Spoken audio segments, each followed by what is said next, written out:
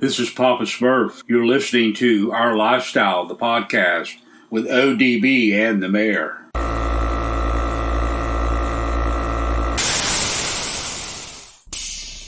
Yo, this is Rob Maggi, and you're listening to Our Lifestyle podcast.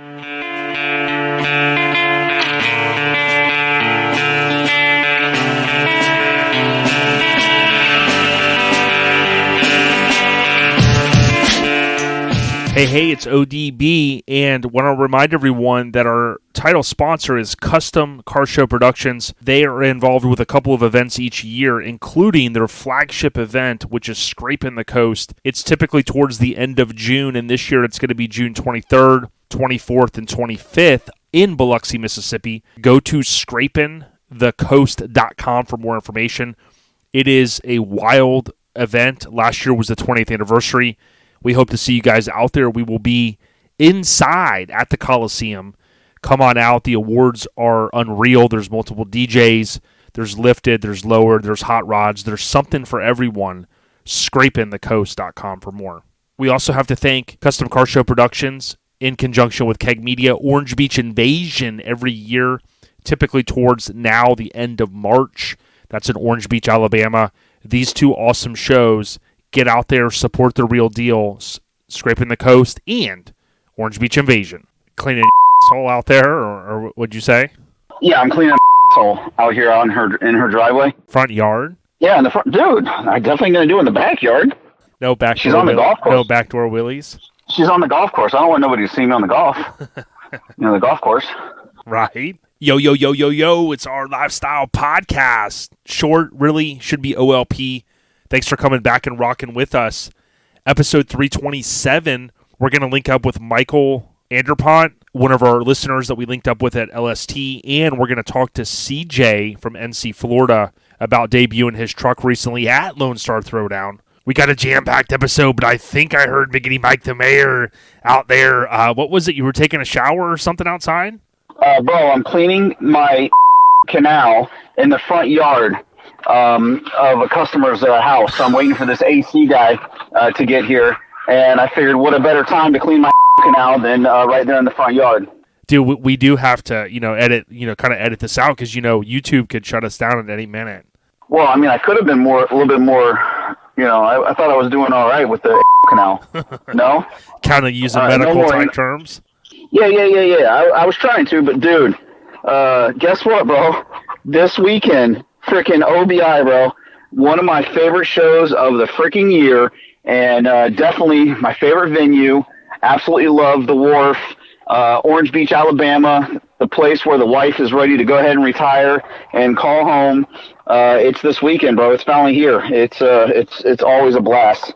OBIshow.com for more information. The good thing is, Mike, we've reinforced throughout this last year. It's Keg Media in conjunction with Custom Car Show Productions. They put on this awesome event, and it's free.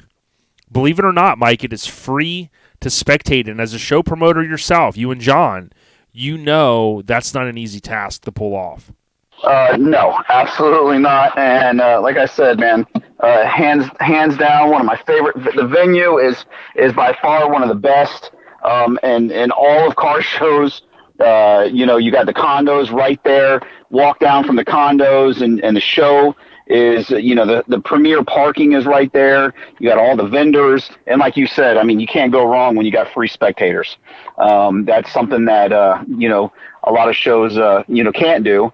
Is have free spectators, and OBI is definitely able to pull it off, and it's awesome. So if you guys didn't get one of those premier spots, or if you didn't get one of the spots to park in the show, definitely come out and spectate, because it's not going to cost you a thing.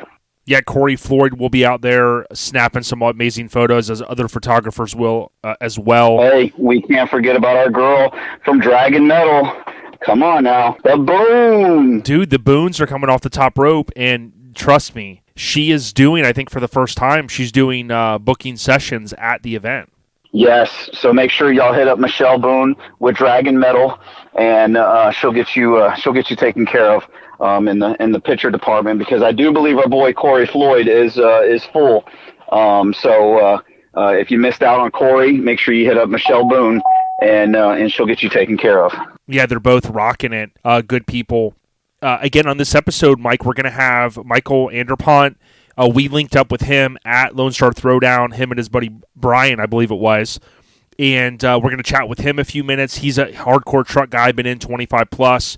Then we're going to talk with CJ, because Mike, CJ, I think also recently got patched in negative camber. And, his Blazer came out swinging at Lone Star Throwdown. So we're going to try to link up with the big homie. Chris Rawlins, when he does an interior, he doesn't play. Oh yeah. Chris is one of the best when it comes to interiors, and he absolutely killed it on CJ's two-door Blazer. I hope that you don't mind that I'm helping try to spend some of your money, because Rawlins was hanging with us in OLP at Lone Star Throwdown, and when I talked to him, I kind of told him, I kind of booked. I said I think Mike wants to really do his interior. I kind of told him like a 30, 40, maybe a 50 grand deal. You know what I mean? He said he could do it. Oh, can he get me right in? Well, I mean, I said Project Banana Hammock is on the rise, and he goes, man, I could definitely do the interior. So, I'm not trying to spend your money, but I just, trying to help, Well, you're not spending my money, you're spending Shannon's money. So I'm sure she definitely appreciates that. Oh, boy. And I look forward to letting her know that Mr. Rawlings will be doing the interior for Project Banana Hammock, Gone Postal, Mellow Yellow, Bright as Hell, whatever the hell her name is this week. Yeah, I love it, man. The OLP episode 327 overview is brought to you by Hammered Weekend Wear. That's HAMMERD. Hit them up. They've got some new drops that they recently did. You can go to their website and you can pick those up. The Isuzu and the Honda car. I love that they continue to mix it up. Huge shout out to Hammered Weekend Wear. And remember, this coming December, January timeframe, they're going to have their open enrollment, and you can get in with their t-shirt subscription. That way, all of these drops are automatically sent to you. Mike, I know you don't have a lot of time because you're getting ready for OBI, but I got one question before. We're going to keep, I think, our segment a little shorter. But okay. I got one question for you. Are you ready? Now it's time to get serious. Are you ready? Dude, I am always ready. And usually I'm ready to get it wrong. So let's do this. So, Mike, the day of this recording, March 21st, okay? Ooh, back 21st. March 21st, 1986, dude. Ooh. My top 3 movies of all time. Not the top 3 best movies of all time. We're talking ODB's favorite movies of all time, right? There's 3 movies. Maybe, there's 2 or 3, my top 3. A movie came out on March 21st, 1986. That's 37 years ago, okay? One of my favorite movies of all time. You have to name the movie, and then you can even name the actor. Now, here's the hint, Mike. We had the damn actor on our podcast, and I know that's like really giving it away because we haven't had many actors. You know what I mean? We've had. Well, I mean, I act like I'm a podcaster every time I'm on this podcast. So would that make me an actor? I was setting you up for that one, Mike. That one. I mean, we do want you to stay at the post office, just to be clear. You know what I mean? Like, don't. Okay, thank you. I appreciate that. We don't want you to get hit with fruit or anything like that, like a banana, like on stage or something. No, definitely don't throw bananas, please. But do you happen to remember the Capital C Colt Classic, 37 years ago, dude? Because there's thunder in my heart, dude. Well, here's what I'm going to do, is I'm going to give you my guess of your top 3 movies before I even answer this question. Oh boy. And first is going to be The Goonies, Back to the Future, and then Rad. Yes! Because all 3 of those are cult classics, baby. Dude, you get a mic drop. Not only did you get 5 or 10 ticks for driving to LST and back. Yeah. Dude, you just literally obliterated because you got Rad, right? Because it came out 37 years ago today. But you just did like a reverse end around on me deal. Not, we're talking wrestling terms. And you got it, dude. I don't know how you did that, but that's my top 3 right there. And you got Rad. Hell yeah.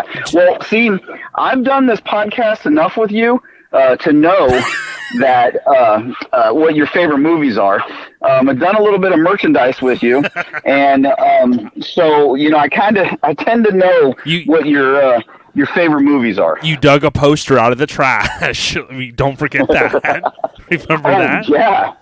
Yeah, and dude, do I remember that? Of course Dude, I got that I hanging saved in my that damn room. thing. My wife's so pissed. I got it hanging over our bed, dude. Well, I would be pissed too when you took the family portrait down and put that poster in place of the family portrait. Right? I think I'd be a little upset too. Dude, I love it. Do you remember the actor's name in Rad that we had on the podcast? Well, hey, I remember you seen him at Hell Track. I remember that. Yes. Dude, You remember Hell Track? Dude, I remember you drove from Hell Track back to Scraping the Coast all by yourself. Toothpicks in my freaking eyes, dude. Toothpicks. And I swear, I've never been prouder of you in my whole entire life than that day that you drove all the way back from Hell Track to Scraping the Coast. Dude, that was a proud moment right there. Well, I'm gonna give you the tick mark because you knew Hell Track, right? It was Bill Allen, but remember Bill? Oh, damn it! He really gets behind the character, and people love it because Crew Jones was, really in my book, he's still the man. I mean, he went from Paperboy, thinks he's a pro, to $100,000 plus the vet. Dude, you can't beat that, man. Dude, that's big. That's big dog right there. Yeah, so you got to remember, in a year, I'm going to ask you, how much did he win? Like, what did he win? And really, there's one other aspect to it because he had to qualify, and then he won the big one. So we'll ask that next year. You know what I mean? All right. Well, hey, and I know you're not going to forget that either. Right. So I got to put that in my phone because I know you got that iPhone, and it's going to send a reminder. Make sure you ask Mike. So I know you ain't going to forget because you don't forget shit. Yeah. What's Hank's working on a competitor to Amazon Alexa. I forget what it's called. It's called Hank Alexa or something like that with like 3 X's in the middle. He said he's got a new thing coming, AI or something, artificial something. Oh, damn! Hank is. Tell you what, Hank has got his beer mug in all kinds of different things. You know what I'm saying? Right. So, Mike, listen, dude. We're going to cut our segment. I'm going to wrap it up. I mean, you were out there. You must have a towel really getting after it, dude. I mean, I hate to get into details, but it sounds like you are, like, really working something here, man. Well, let's put it this way. I am out here, customer's house, AC's out, and I'm waiting on this damn AC guy. So, not wasting no time. I got to clean my truck anyway. Heading to OBI this weekend, so hope to see the Airhead Nation out there at Orange Beach, Alabama, and they're at OBI. And, make sure you say what's up. Dude, I love it, dude. Stay on the rise and drive safe, Mike. Keep those toothpicks. You don't want one to slip into your eye. You know what I mean? Yeah, no toothpicks needed, baby. All right, Miggity Mike. We'll see you, doggy. Take care, brother. All right, so as we transition away from Miggity Mike, who's out there doing something, I want to remind everyone the trivia with Miggity Mike is brought to you by The Sparks Show. The 10th annual event is going down this August. Hit up thesparkshow.com.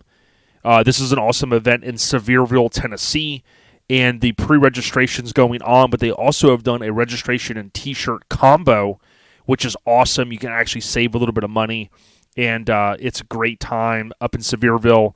Come on out, thesparkshow.com for more information. You have about the show, and of course, that's the 11th, 12th, and 13th of August up in Sevierville. So next what we're going to do is we're going to roll into some audio. I'm going to call Michael Anderpont now. He's a big supporter of the podcast. He's a truck guy through and through, 25 plus. He's a Texas guy too, kind of rancher, but also does some other things. So we'll chat with him a little bit. I think you guys will appreciate it. Hearing a little bit different voice. So let's jump in right now. Michael, I appreciate you taking the time to sit down with OLP.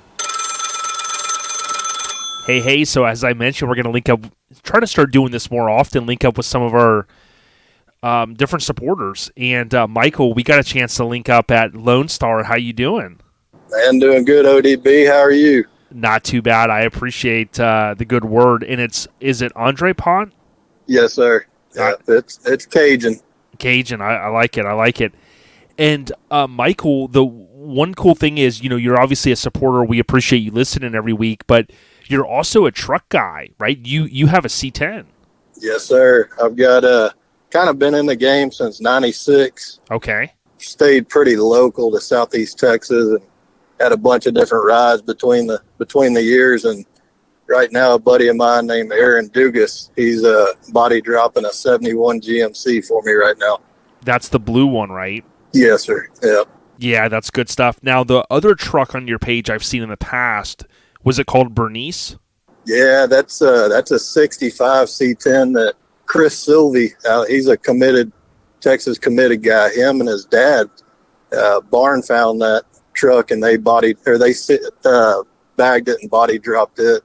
I picked it up from him probably 3-4 years ago, and it was a cool truck. So you got a couple of trucks, and I mean, dude, it's crazy, isn't it, Michael? How much the classic truck market, right? I mean, just old school trucks. I mean, they've just exploded, haven't they? It's ridiculous. I mean, you can spend hours on Marketplace, and hell, I want to sell my truck, and it's not even done. Yeah, because people are getting the money. It's nuts. Yeah, it's enticing. So you basically have a blue GMC, and then you've got the red Chevy. So I don't have the red Chevy anymore. The 65 went to a dude in Mississippi. Got it. Okay. Yeah, but it's the 71 C10. Hopefully he'll have it done in the next couple of weeks, and we're gonna start doing a couple of. I'm tired of the regular black interior or brown, and we're gonna do like a blood red full guts. Nice. On it, just to offset that blue. Very cool. Yeah, blue, as you probably know, is one of my favorite. Well, it's really my favorite color. I had a blue Suburb. They got the blue Lincoln and stuff. And when I see that thing with those raceline wheels, man, it's just like clean, dude. And it's not even, like you said, it's not even laid out yet, technically, in the photos we see. Yes, sir. Very cool. Now, you came by with your homie at Lone Star Throwdown, and we chopped it up, man. You had the family out there. What was your friend's name again? And that's Brian Ellis. Yeah, Brian Ellis. And, you guys were so cool. Now, for those that don't know, you also told us about a pizza spot that you guys had went to, and Mike couldn't stop talking about it on the way home from Lone Star. We're going to go back there, and I think it was like you guys knew maybe the family or something. That's how you guys recommended it to us. Yeah, so I believe Brian's sister-in-law used to work there, and anytime they're near Conroe, they hit them up, and they're pretty much family. It's a cool little family-owned joint that the quality's always top-notch, and drinks are always cold. Dude, we ordered so many pizzas, like we were just hungry, and we took some back. Like the next day, of course, Mike's like, "Throw away the pizza," and I go, "Nah, man, I'm eating this." It was like lunchtime. I was like, "All right, I'm pizza out now. Let's get something different." Yeah, but it's good. No doubt. Now, whereabouts do you live in terms of where Conroe's at? How many hours are you away? Man, we're about an hour and a half east. So we live in a little bitty town called China, Texas. That's right. It's I over remember near, you said that. Near the Louisiana border. Yes, sir. Got it. Now, when you go to Lone Star, I mean, I know it's cliche. Everything's bigger in Texas, right? We've always heard that. I've always heard that, right? But when you go to Lone Star Throwdown, the show, we talked about it last episode, is just crazy with Kyle. Yeah. You as a truck enthusiast, been in this 25 plus years. I mean, you just got to be like me, right? A kid in a candy store. Man, looking back at some of the big shows, like Heatwave used to be huge. And, when we were younger, that has no way near shape or form the size that LST and Ronnie and Radar and them boys put on. And every year it seems to get bigger and better. I mean, this year we're walking around, there's a $250,000 build, there's a $250,000 build, and the quality, it's amazing. Yeah, people wait to debut their vehicles there, and it's ironic because we're going to have CJ on this episode. It sounds like he debuted his two-door Blazer mini truck with an insane interior, and what's always been crazy to me is, like you said, the quality over the course of time with people, whether it's parts, it's the craftsmanship, and so many people do wait to debut their vehicle there because it's such a big show. Yes, sir. Yeah, it's and then you got amazing vendors. The staff there is phenomenal. The food is incredible. The parking's easy. It's just it's a great show. Good vibes, man. Yeah, and I think both you and Brian, you had the misses out there too, right? The ladies liked coming. Yeah, they love coming unless it was weather like in 2022. They stay at the house last year. Yeah, which we don't talk about, and I think to your point is why this year was so, like, it just exploded, because everybody was itching. It wasn't, like with the last couple of years, with the way the world has been and stuff, people do want to get out, but it kind of had this like springtime / summer, really. I mean, I was baking out there. It had this vibe that was just like, dude, come on out. Lots of trucks. There's lots of covered area. There's food vendors. There's pretty much like you could get there right when it opens, and you could stay till the end of the day and go, man, my $20 band, I got my money's worth. Oh yeah, $20 to see all that. Hell, you could spend a day up at the Alamo Customs entrance, man. Yes. All the Holly Boys and all. I mean, geez, it's but you're right. I mean, y'all hit the nail on the head on the LSP episode, their coverage episode. It was like I haven't seen it like that ever. I mean, it was people coming out of the woodworks. You usually get there on, if you get there at 10 on Saturday, you have free roam of the place. But it was packed at 10. Yes. And I got to throw a shameless plug out for Lonnie and Radar. If you guys don't know, Classic Truck Throwdown, that's, they've had this good pot of gumbo success, right? All these different ingredients that make up Lone Star Throwdown. So they're expanding the Throwdown franchise, I'll call it. And of course, as you know, Michael, Classic Truck Throwdown's going down June 30th through July 2nd, that Friday, Saturday, Sunday. And that, of course, is going to be the weekend kind of before 4th of July weekend. I know 4th of July this year is like on a Tuesday, but if you think the weekend before that, that's when Classic Truck Throwdown's going down. And you would imagine with the success that they have in the enthusiasm of all of these classic trucks, right? Whether they're stock or they're bodied or they're bagged, I would just imagine this next show is going to be pretty crazy too. In the weather, obviously Texas, it's going to be hot, but it should be a good show for everyone. Yeah, absolutely. Absolutely. I'm sure they'll draw plenty of people outside of the state, coming back in like they do for LST. Oh, yeah. Now, you being a C10 guy, you obviously are listening to like Ronnie with his Truck Talk Media and all the stuff he's expanded over there. But we got to thank you, too, because, often we always reinforce, a lot of us started from mini trucks, right, and BMX bikes and skateboarding and stuff, but we can't thank you enough, even being an old school truck guy, but you still listen to OLP, and we appreciate that. Oh yeah, man, nothing's better than some of the old things we grew up with, and you guys, man, it seems like y'all just bring us back to childhood, brother. I'm telling you, man, it's so fun, and people often ask, like, why do you do it? And it's like, honestly, like, even if nobody listened, I would almost like try to force myself to do it, because when I look at we think Back to the Future and Police Academy, and you think BMX bikes and skateboarding, even though like I wasn't good at either one of those two sports, like it just brings us back to an era to say, you know what, we had a pretty kick-ass childhood. Oh yeah, I mean, it was somewhat carefree, and it's a shame I don't think the kids these days have the freedom to do the things we did. Oh yeah, I totally agree with that, and it's a different world that we live in, with people having phones everywhere and stuff. And sometimes, even myself, I've got to force myself, which, ironically enough, at Lone Star, I think I did, with the cell connectivity that was like, brought to a halt, right? Because there's so many people. It allowed for me just to kind of live in the moment. We were chopping it up, people were coming by, and it wasn't like, oh my God, I got to post this video. Like, I just pretty much knew, I told my brain, dude, there's no internet. So just like live in the moment. And I tell you, every year I try to, man, you got to take more pictures of the trucks, take more pictures. This year I had 0 of the trucks, and I had a couple selfies with you and I. Yeah, and Brian. Yeah. That was it. Yeah.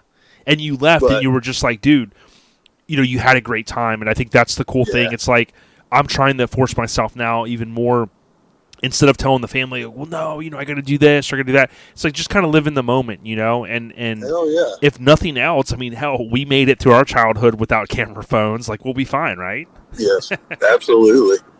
Hey, the best thing about LST? What's that?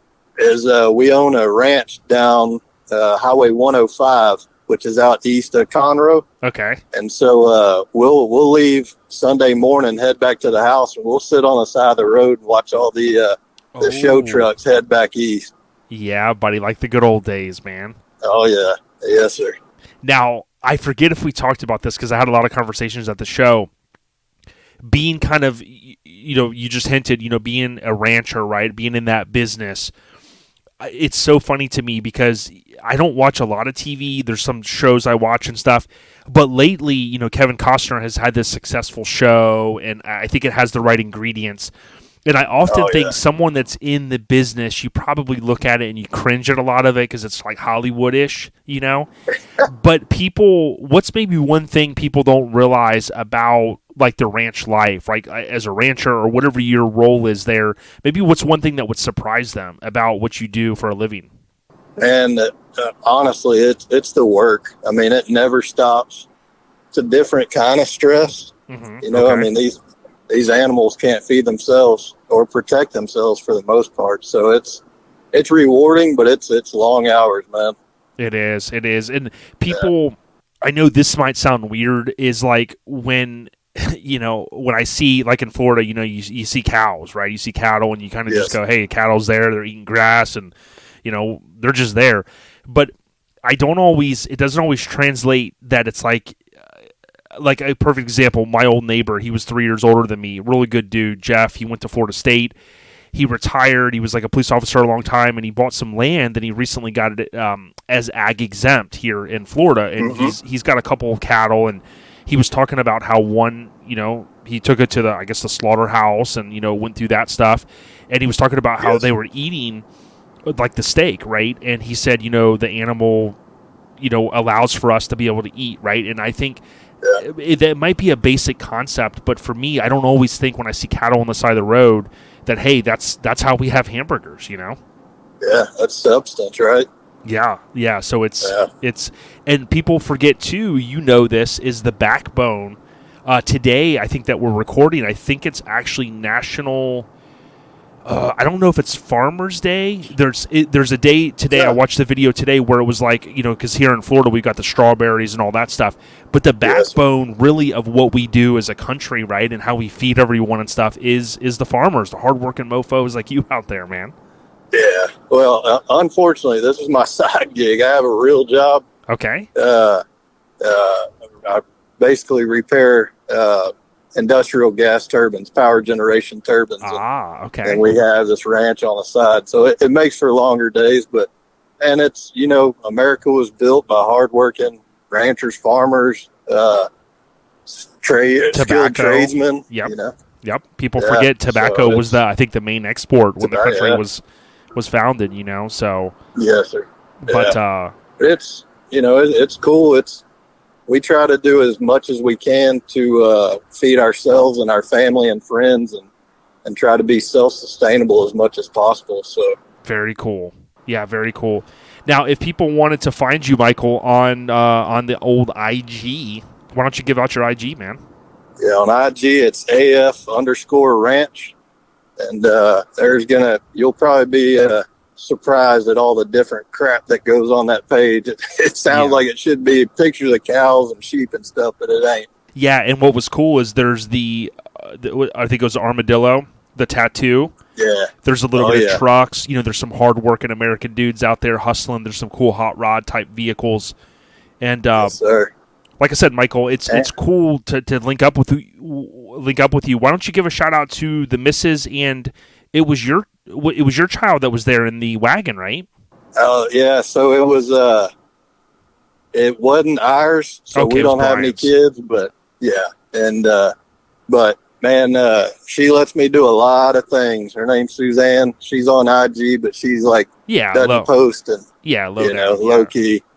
But yeah, cool woman, man. Put up with my ass for almost 16 years. Hey, and as a mini trucker or a truck guy in general, that's not easy because remember, these parts aren't cheap, are they? And the labor's not cheap. No, the labor, the time away, all that. But yeah, she's a ride or die chick, man. That's so cool. Well, listen, dude, it's always awesome to talk at a show, but it's cool to link up too. And sometimes, we end up going, hey, man, here's my number. I definitely want to keep in touch. We have kept in touch since the show. Yes, sir. Yeah. We can't wait to be back there next year. And, just from a truck enthusiast to a truck enthusiast and someone like yourself that listens to the podcast, we can't thank you enough, man. Yeah, we definitely appreciate what y'all do. And, man, y'all are two good human beings, man, just good people. So we hope to meet up before the next LST, brother. Yeah, for sure. And, we're not, I'll speak for myself, because Mike, I can't speak for him, but, we're not perfect. I always try to tell people we, trying to right any wrongs I've ever done in the past, but I feel confident to say, like, I've got no beefs with anybody. Life is good. Yes. You get up, you go to work, you work hard, you do the stuff you love, and, that's the American dream, man. Hell yeah. You know what I'm saying? Make enough money to buy truck parts. Yeah, man. And then funnel it over to Hank at Hammered Weekend Wear because he's got it. He says, hey, I need my smokes. I need my alcohol. I need my lotto tickets. But he's been good. He's been clean. You know what I mean? He's living that clean, sober life now. So. Holy crap. But, Michael, dude, we appreciate you. Anderpont, keep trucking out there. We'll, like you said, we'll link up hopefully before Lone Star next year, and we'll keep it on the rise, brother. Hell yeah, ODB. Appreciate you, doggy. Yes, sir. Y'all be good, be careful, and have some fun. I love it, man. We need a sticker. Yes, sir. Hells yeah, that was awesome, and it's always good to link up with someone that is just a hardcore truck guy, a good family dude, hardworking American. It's just a great thing. So, again, thank you so much for coming on. Next, the general update. So Miggity Mike, we heard, is going to OBI. So I know some of you guys are going to be disappointed. I am not going to make the event this year. I actually had to end up canceling my trip, and I'm just going to end up having to take care of some stuff here locally, family-type stuff, and nothing's bad, so to speak, but trying to get some things done that I need to, and it just isn't in the cards this year to make it. So Mike is going to send us some photos and videos, and we'll make sure we post them. It is one of the best shows. I really want to get my Lincoln out there. I'm kind of working through some things on it. And what my goal is next year is I'm going to pre-register for the show, have a great spot there, the VIP deal, and I'm really looking forward to it. So this year, right now we've got kind of some family stuff going on, especially with Maddie, my wife. It's already a tough month because you got spring break this month. It's our wedding anniversary. It's her born day. And we're just kind of doing some things around that and with Mom Duke. So that's kind of the general update from ODBZ. The general updates is brought to you by Lone Star Throwdown. You heard us talk about Lone Star Throwdown with the big homie Michael. It's the biggest, baddest truck show in the country. Go to LoneStarThrowdown.com. Set your reminders on your smart devices for August 1st, that 8/1. That's when the pre-registration will open, and no doubt I would imagine this year is going to sell out even quicker than the past. That 56 hours that we experienced in 2022 is probably going to be cut down even shorter in terms of selling out 2,000 pre-registrations. So hit up LoneStarThrowdown.com for more info, and we will see you out there the last weekend in February 2024. God, it's crazy to say that. The next thing I want to hit upon is, so in the title of this episode, Mini Truckin' Culture, I had a good conversation with a buddy the other day, and this is going to tie into something that comes out in the future. And, he was like, yo, what would be the best episode to talk about mini truckin' or mini truck culture? And it was really a tough answer because you could go back 300 plus episodes and there's a little bit in each one. Have we really ever sat down and just broke it down? I wouldn't know what episode that is. Of course, in the early days, we had Mini Truckin' 101. We had some of those kind of different titled episodes, but it would be really hard. And for some people, it would be tough to find those. Oftentimes with Apple Podcasts, you can only go back so many. But here's what I would say.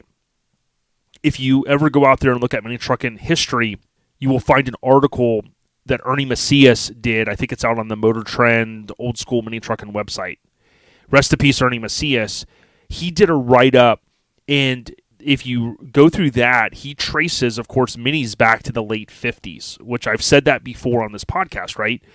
We know the gas crisis is a lot in our heads. That's where a lot of us, tie mini trucks in the U.S., we bring it back to that point, right? So the 70s brought in those lighter vehicles. Now, as we heard on the West Coast Influence, the vanners of the day were the early mini truckers, so to speak, like custom vans, custom interiors, custom wheels. The runs that they went to were kind of, in terms of shows, that was the early, truck run, if you will. Then you mix in a Ford Courier, a Chevy Love, a step-up topper / camper shell. Biggity boom, you got clubs like Sunset and others that were basically, moving from the van days into the mini trucks, right? Something a little bit more sportier. And I think when you look at that, and then you bring in the mid-'80s, early to mid-'80s, you basically start to have advancements in technology, like with CD players come out 40 years ago. I think it was in 83 the CD player came out, which was 40 years ago. You have, car audio starts to grow with technology and things like that. You have parents that are helping get their kids into their first vehicle. A lot of them kind of turn to a mini truck. We've heard a lot of the old school mini truckers from the 80s on this podcast where they've talked about, my parents were helping me get my first truck. We went down to the local dealer. A stock truck was, $6,500, $7,000, even less, depending on what you ended up with. But, you mix all that together. You have an affordable mini truck. You have a teenager in it. And, they see their buddy down the road, cruising. Maybe they see their buddy, oh, you know what, I just lowered my truck the other day. I turned down the torsion bars, and I did this and I did that. And it was like a chain reaction. You end up with the West Coast, already, big with skateboarding and BMX. And then, boom, you mash all that with the 80s, and these teenagers that were 13, 14 start to get their learner's permit at 15, start driving at 16. That all clashes together. And then you end up with, the mini truckers cutting the roofs off, topless minis, reverse offset wheels, and things like that, and it just grew. Now, granted, I will always say, in my mind, the 70s is really where it got cracking off. Because if you think about it, the mini trucks date back to the late 50s, believe it or not, okay? But I think the culture itself, a.k.a. mini truck, and that's tied directly to the vanners in the youth of the 80s. But Truckin magazine came out in summer of 1975, and that has a mini truck on the cover, as well as, of course, plenty of vans. The term truckin', keep on truckin', is a term that's still kind of big in the big rig days. The vans are starting to come back even. But basically, in 75, the mid-70s, you have a publication that comes out that's dedicated to the lifestyle, the truck lifestyle, and things like that. So I really think, if summer of 75, there's already a mini truck, it's kind of lowered, it's custom, that obviously was built, by that time. And what you end up with is, probably 70, 71, 72, 73, 50 years ago, basically mini trucks really started to explode, in terms of customizing and things like that. So mini truck culture, I think, is a culmination now in 2023 of a lot of stuff. It's a culmination of trucks, obviously, different styles. Music was a big influence. If you think about a lot of the mini truck reels that you see, a lot of us are picking old 80s songs, right? And things that remind us of those early days, right? And, the Cars That Go Boom, even though it says cars, that we always pick that song from Latrim that ties in the truck. So mini truck culture is a culmination of all that stuff. And I really think we've established now over the past almost 8 years that the skateboarding and BMX stuff, that culture, that really, boom, just mashed up well with mini trucks. It brings us back to Mike Dominguez when he was rolling in the 720 with a tilt bed and his bike strapped in. That was one of our first, it was our first shirt with a vehicle on it, and we came out swinging with that, and we had like the front and the back versions, 2 pieces of artwork, and it made such an impression that Mike Dominguez owns that shirt, right? But again, going back to the 80s, when the guys are starting to ride the ramps like crazy with skateboarding and BMX, and you just had teenagers that were like, how did they kind of rebel? It was like, well, we're going to cut the roof off. We're going to make it topless. We're going to lower the truck a little bit. We're going to throw a tilt bed. We're going to throw the whole speaker setup in the bed, right? We're going to show up to the cruise night and we're going to have the loudest truck or the lowest truck. We're going to have our bike in the back maybe, right? We're going to meet up with the homies at the skate park. We're going to take the little van. Or excuse me, we're going to take the little truck, like think Tony Hawk on Gleaming the Cube, right? With the Pizza Hut deal on it. So I think that's it. If he, the person I'm talking about, we'll talk to him in the future. If he directs anybody to listen to episode 327, Mini Truck Culture, and this episode with CJ, hopefully you guys will get to this segment and go, okay, yeah, pretty much, summed it up. It's hard to really tie it back to that because remember, I started reading Truckin in the early 90s. Still have my first issue circa 92, 93. And reading Mini Truckin shortly after that. But it's crazy to think even then that, trucks had been around for already 20 years, give or take, these custom trucks. And going back maybe even a little bit further, but you had people that were customizing these trucks like Starbuck and Santini and Bob Hayes and so many other people. They were modifying these trucks and painting these trucks and lowering these trucks and doing body mods and things like that all back in the 70s into the early 80s. So I think there's many different ways to spin it, but I think what I just covered is really what most of us have kind of heard. And if you want more on this topic, please go to minitruckfilm.com. That's minitruckfilm.com. You can buy the West Coast Influence. Now, that's a Blu-ray or DVD, and Radar spent his own money to produce this documentary-style film on Mini Truckin'. So if you want to hear from some of the true OGs and the people that helped get us to where we are today, go to minitruckfilm.com and place an order. I think that's the best way I could sum it up.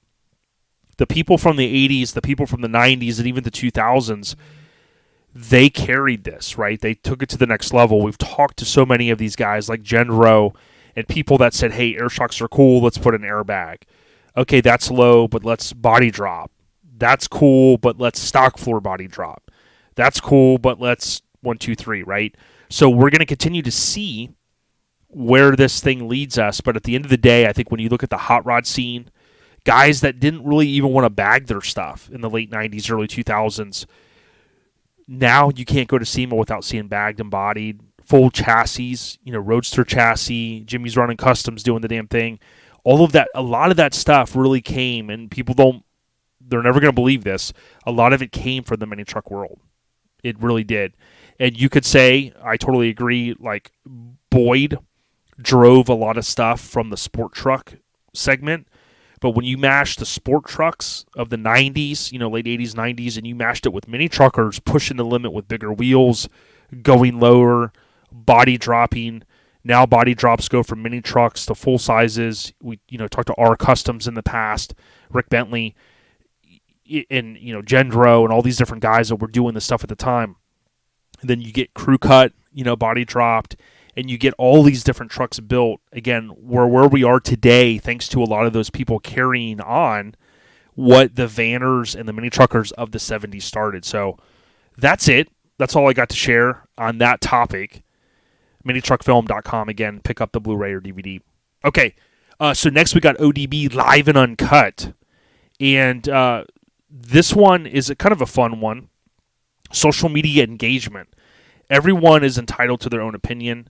But what does get old is constant negative comments. I can see, like even me, I love social media because I love sharing what we do. But man, it gets hard to constantly see negativity. And the good thing is, lately on the OLP page, I haven't seen that much negativity. It's someone throwing their opinion here and there, and that's like perfectly fine. But if you're trying to grow your social media, you know this, or if you don't, you should, that engagement is the key word, right? You want people to engage on your posts. On my Lincoln Addict page, for instance, I post stuff, and even if I don't ask what people's opinions are, like I'll just post a car and say, hey, check out this car. It's negative, negative, negative. Now, not all the time, but a lot of times it is. Why lower this car? They ruined the car. Why would they put an LS engine? It's like that constant stuff. Or like if I post a car for sale, there's no way, you can't go for this much. And then the next day I post 5 cars that went for that much, right? But it's just it's just negativity. And that's something, like, as I've gotten older, I try to get rid of that negativity. And when you're running a social media page, again, you don't want to block the haters, right? Because you want that engagement. But something that I'm going to tie this into is I'm trying to kind of live that Ted Lasso life. You know, that positivity. That's what 99% of me has always been positive. You know, I had my moments and I've tried to get through those, but often I see some effed up stuff and I still just keep scrolling. I've learned to, like, even if I see stuff that I'm like, oh, I don't like that. Why would they run that wheel? Why would they do that interior? Why would they do that? I just don't engage on it. You know what I mean? Now, I want you guys to continue to engage with OLP, right? Keep me honest, right? Or keep me straight. But just do it positively, and that's what I'm continuing to see. So I thank you guys. If you go back, I'll give you an example. If you look back at some of our reels on Instagram, there's a reel that I did at Lone Star Throwdown, and it was the tilt cab truck. And this truck, I happened to be at the right place at the right time. He was kind of swinging that thing around. And for once, I haven't done, usually I put music to a reel, but what I ended up doing was I just let it roll with the engine sound. And the guy was trying to pull in. I think maybe he had just blown a line or something. He was having an issue. I get out of the way. It has 192,000 views on that one, 13,000 likes, 5,000 shares. For our page, that's a lot. Okay, our page, we get a lot of love, but we're not up there with those type of numbers on a weekly basis in terms of one post. Now, cumulatively, yeah, we're a few 100,000 a week, a month, all that. But when you look at the post, there's a lot of good comments on there. It's definitely different. This and that, couldn't be more creative. Kind of a little negative. People engaging in positive stuff. But then there's just people that are just assholes. They're like, why would you do that? It's take it to the junker, all this stuff. And then you kind of come to find out that Mob Steel Emma had posted the guy, or I'll just call him the kid, right? The guy that posted it. He's Michael Fenton Speed Shop. And you look at his profile, he's got 4,000 followers, and you look at his page, and he builds some pretty cool stuff. But just because someone builds something that's weird, that you would just go like, why would you tilt cab, right? You look at it and you go, okay, yeah, it's probably not totally sealed up. It's not like putting babies in this thing, driving them to school, right? It's something that showcases a lot of engineering. And I think the one thing that I would say to take away from this ODB Live and Uncut is something I learned a long time ago is if you see something at a show and it's not your cup of tea, I guarantee if you spend a couple minutes, you'll find something that's like, man, that's pretty cool. That's a cool chassis. Damn, that motor swap looks pretty awesome. This and that. He may have done this just for the attention that it got. But we've seen people do that all the time with clickbait. That's how often these pages grow. I see people, they do all these staged things on their Facebook or YouTube to grow their channel. They do these certain things. And this guy may have said, hey, let's build what's the craziest thing we can build? We're going to have OLP talking about it. We're going to have everybody at the show talking about it, this and that. And he did it. It's a cool patina truck. Not everybody's cup of tea. I totally get it. But bottom line is just don't be negative on everything. I just try to say, hey, if it's something that I don't like, just keep scrolling. I mean, how hard is that? Don't be a troll. Don't be a troll. So, anyways, that's ODB Live and Uncut this week. Brought to you by Joey at Get Decked. If you need skate decks for your show, or you want to put your main squeezes, car or truck, on a skate deck, hit up Joey Dilworth at Get Decked. GetDecked_VA on Instagram, Joey Dilworth on Facebook. He also has a website where he sells his own merch. We are getting ready to do a re-up with him for mini nats, and we're going to have some skate decks, some sought-after ones that are kind of hard to get from our OLP verse, as I call it. And so I would recommend, if you want one of our skate decks, come by Thursday, early Friday before they sell out. But Joey at Get Decked, we can't thank him enough for what he does. Okay. Next, we got the scene updates, and this one was a big one. If you follow SEMA on Instagram, or I'm sure via email and things like that, they made an announcement where they said, mark your calendars for November 3rd and 4th. SEMA Fest is coming to Las Vegas Festival grounds. What is SEMA Fest? A high-octane automotive lifestyle festival open to the public. Enjoy live music, freestyle motocross, drifting competitions, and much more. If you think SEMA Ignited, that was the way to kind of get everybody from the convention center over across the street so they could start tearing down what they have to in there. And SEMA Ignited has been a cool thing. It seems like they just let that kind of die out. I know Chip Foose was involved with that. They have an official SEMA Ignited Instagram. They didn't really post anything.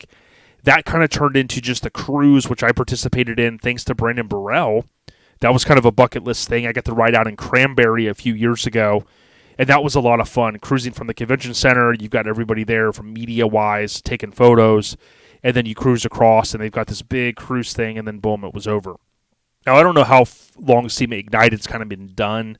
I don't know if the COVID stuff, they just ended up switching, or what they did, but bottom line is SEMA Fest. This is going to be cool because I think what we've continued to see from people that go to SEMA every year is they seem to say that there's companies that are pulling out. There's also spectators and just enthusiasts that are not attending. And when I go, I didn't go in 2022, but in 2021, I just see people everywhere. I'm not looking at the numbers. I don't know, are they down 10%? Are they down 20%? Someone said last year Ford wasn't there. So I don't really know what the future of it is, but I do believe SEMA's smart enough. They've already been thinking through this. They're going to pivot and move. And what they'll end up doing is they'll come up with something where, maybe one day your average just Joe could go and buy a ticket and get in. I think people have kind of said you can kind of do that, I think, on one day. Of course, you could do that in the outside area, and there's plenty of stuff outside. But I'm curious to see where they take this. I guess is the best way I can put it.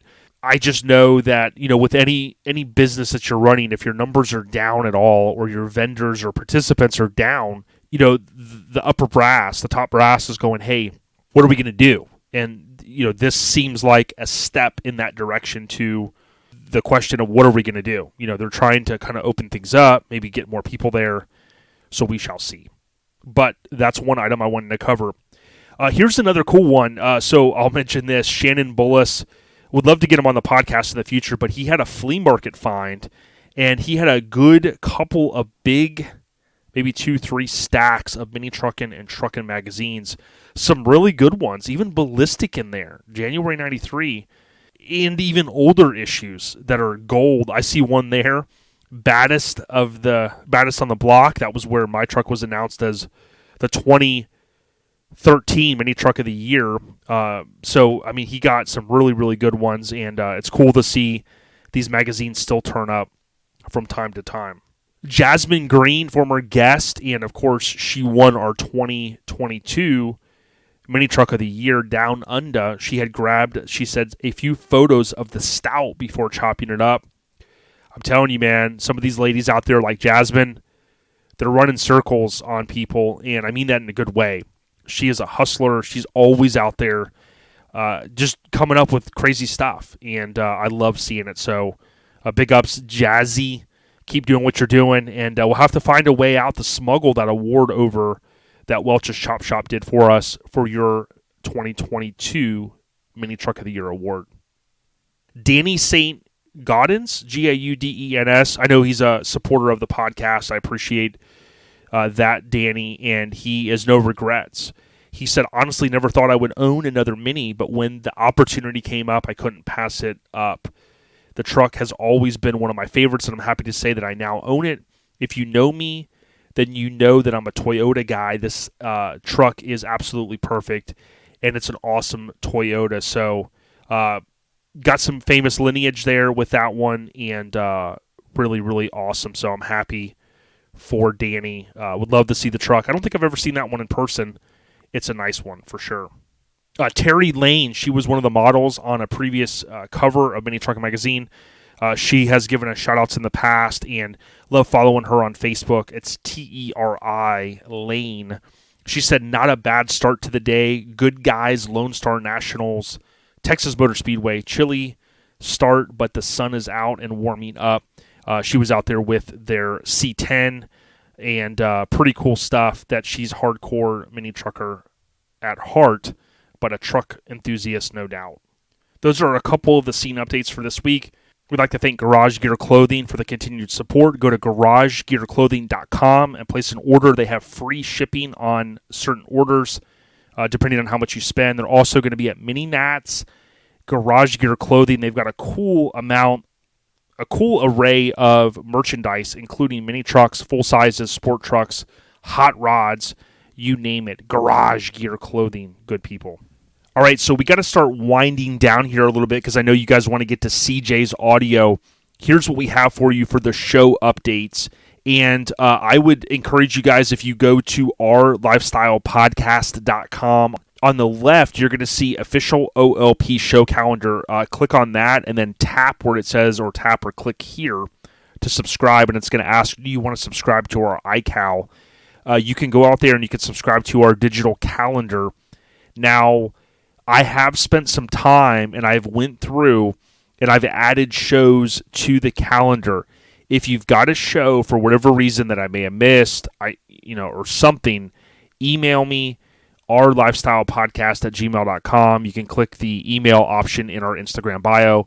Please email me and put something in the title, or the subject, what the show name is.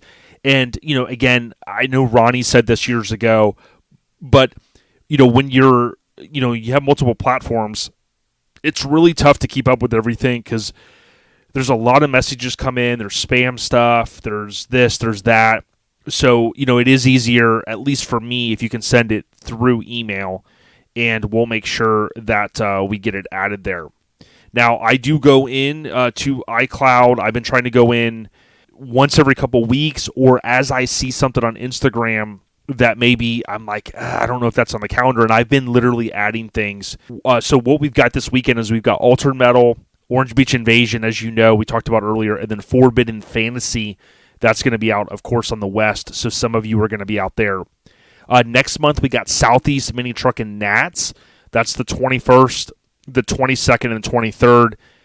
You'd really have to be unplugged to not know what Mini Nats is, but just trust us. Come on out, get an armband. We'll hear from Jay Bell probably next episode as we start to move into April. And kind of, understanding, what are the key things that people need to know about this mega event in Maggie Valley, North Carolina. So from there, 2 weeks later is going to be, keep me honest here, Battle in Bama.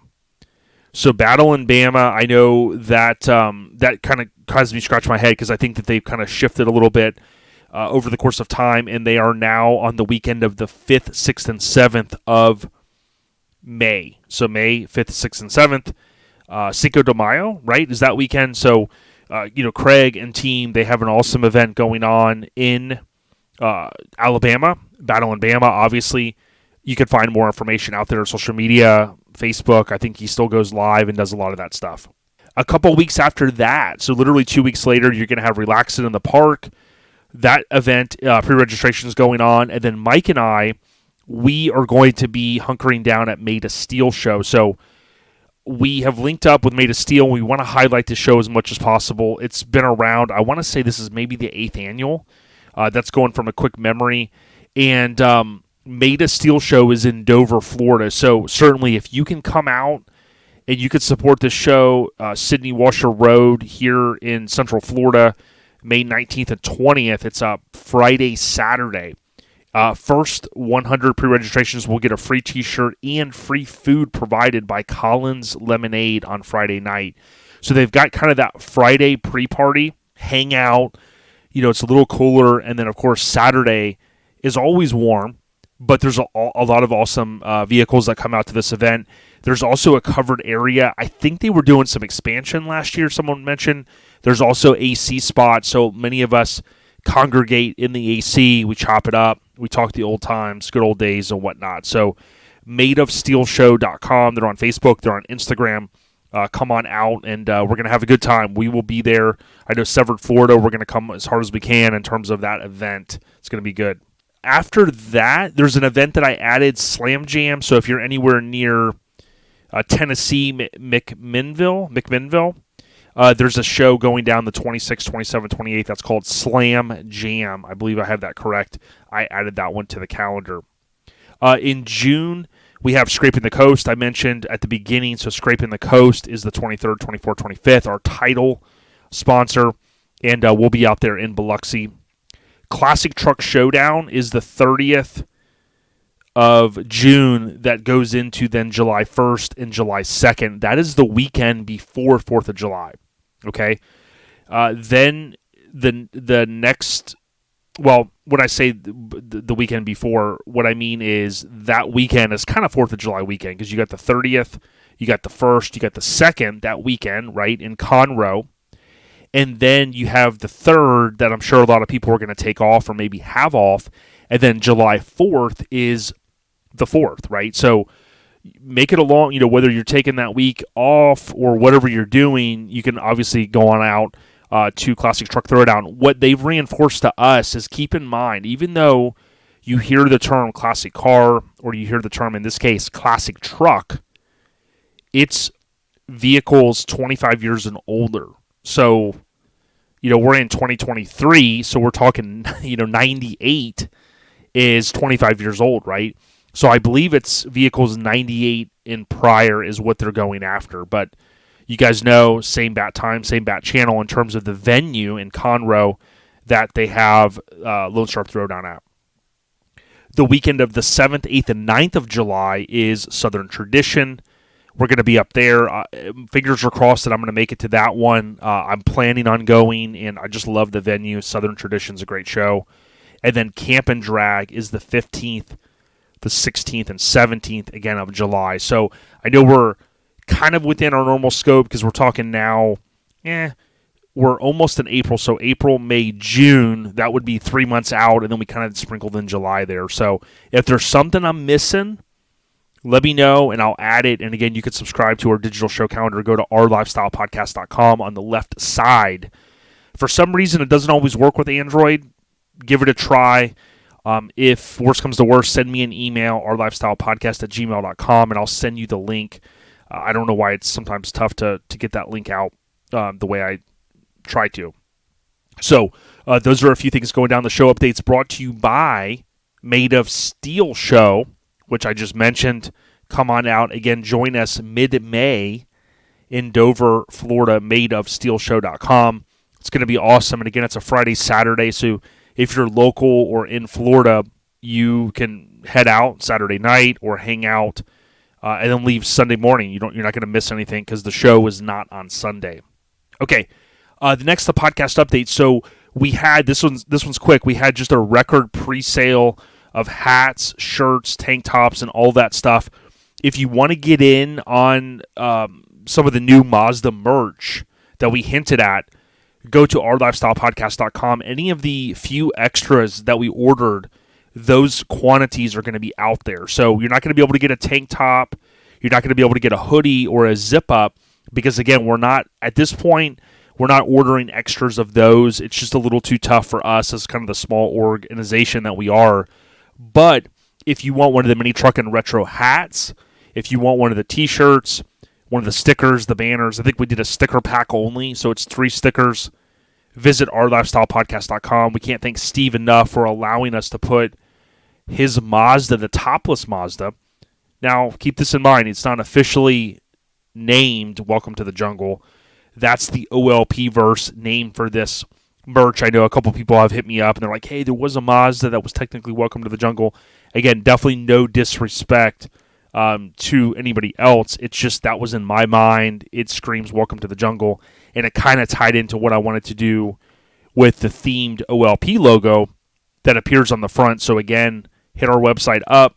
We've got plenty of sticker packs and things like that you could pick up. And the Mini Truckin retro hats, right? Paying homage to Mini Truckin. Those things have sold like wildfire. So we can't thank you enough for the support. By you guys supporting us and the ladies, that allows for us to go do more and more and more. and we couldn't do it without people that support the cause. So thank you guys very much. The podcast update's brought to you by Graphics Mafia. If you need stickers or decals, maybe some light design work, or you want to take an old sticker or old decal and re-up and get more, visit Graphics Mafia. That's GRAPHIX. Mafia.com. Hit up Buddy or Ryan. They will take care of you. Good people. They're on Facebook. They're on Instagram. I believe they're also on TikTok. Okay, last but not least, Airhead Nation updates. And we have a couple here that I want to share, and I'll go through these fairly quick, and then we're going to roll into CJ's audio in just a moment. Again, repping NC Florida. Good dude. And I can't thank Tim enough from NC Florida for suggesting CJ. Tim is always looking out for us, as others are, but I just want to tip my cap to him and say thanks very much. So Dominique's Diggity Dom had wished Justin Santos, the big homie, happy born day. And happy born day, Justin. I want to say this again. Justin, DJ Mays, Diggity Dom, they helped us tremendously at Lone Star. But also Scotty the Body, I didn't give him enough credit. He did drive a little bit there, but he helped us all weekend. He's definitely Team OLP, and we can't thank him enough. I think that's all I got for the Airhead Nation updates. I told you I'd keep that segment short and sweet. Airhead Nation updates brought to you by CNS Metalworks. Go to cs-metalworks.com, just how it sounds, cs-metalworks with an s.com. Hit up Chris. He's also on social media. So Facebook and Instagram, if you need compressors, valves, AccuAir components, universal air tank, that modular tank that I got, Chris can certainly take care of you. He can drop ship those typically. Also, if you're in the California area and you want to bag something, whether it's a classic car, something new school, or of course a mini truck, hit up Chris, CNS Metalworks, out there in Corona, Killicali. Good people. All right, everyone, thanks for rocking with us this episode. We'll hit you guys, Lord willing, soon with another episode. Stay on the rise, be safe this weekend, and enjoy the audio with CJ. Thanks, CJ. You did fantastic, brother. We got you. Peace.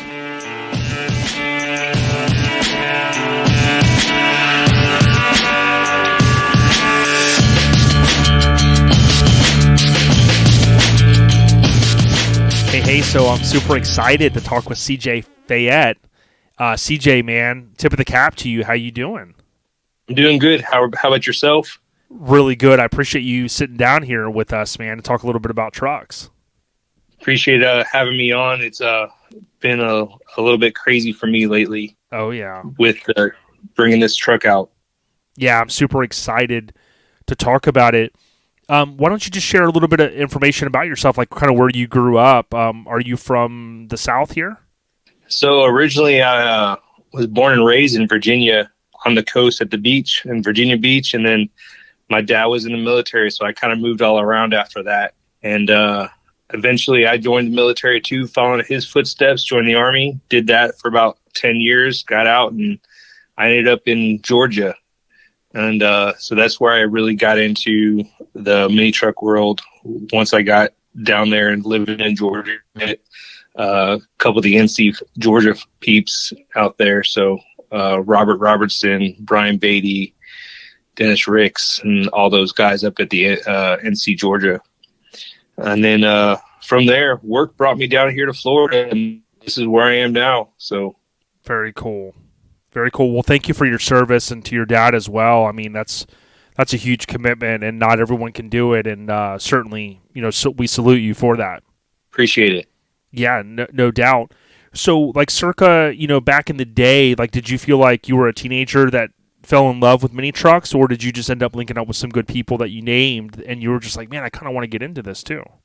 No, so I was kind of into mini trucks from a teenage. My first car was a piece of crap. Man, that thing was it was a 4-tempo, and that thing was always broke. And luckily for me, that car broke good. And I went out and started looking for a new vehicle to get. And I still remember the first mini truck I ever saw. And I'm 16 years old at this point. And it was a Mazda or Nissan hardbody. And it was lowered and had paint. It had a blow through in the back. And the back was like, the interior was all velvet and it had the wires on it. And I was like, man, that thing is awesome. And my dad was like, nope, you're not getting that.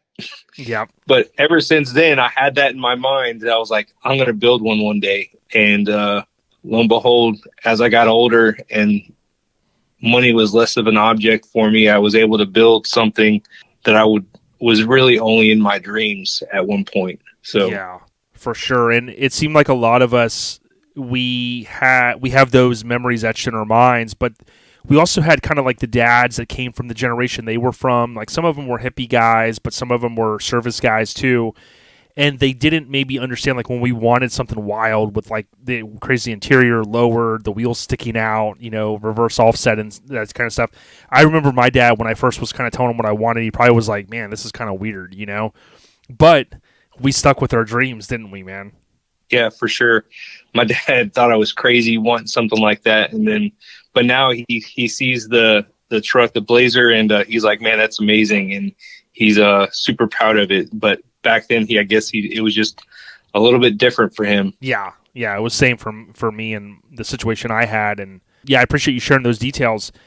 Now, when we were on the way to Lone Star Throwdown, Mike was talking, because we had that like epic 6-hour delay craziness. Everybody knows about that. I'm not going to beat a dead horse, but we were talking to the guy. Well, they were primarily. I jumped in the conversation a little bit. The place, is it Auto? So you got to help me out here. Auto Extremes, was that the main or as we kind of talk about your Blazer, talk to us about the shop that was the primary shop behind it. So Auto Extremes, they're in Atlanta area. Okay. And Conyers. I'm really good friends with the owner, Robert Robertson. Mm-hmm. And we had started talking way back, probably in 2011 timeframe, about doing this truck. And I had originally, I brought him the truck way back then, and then life happened. Mm-hmm. And so everything got put on hold. And